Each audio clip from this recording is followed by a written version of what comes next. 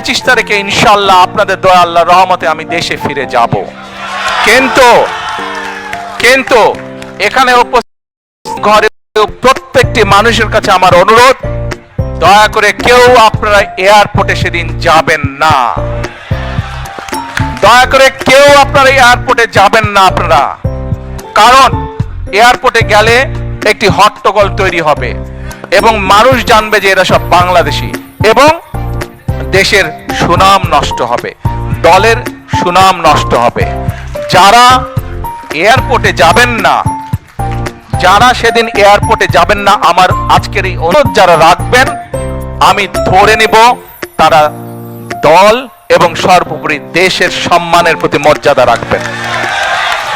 আর আমার মানা করা সত্ত্বেও, আমার অনুরোধ করার পরেও যারা যাবেন, আমি ধরে নিতে বাধ্য হব যারা ব্যক্তিগত স্বার্থের জন্য সেখানে গিয়েছেন। কাজেই আপনাদের কাছে বিনীত অনুরোধ রেখে আমার বক্তব্য শেষ করছি।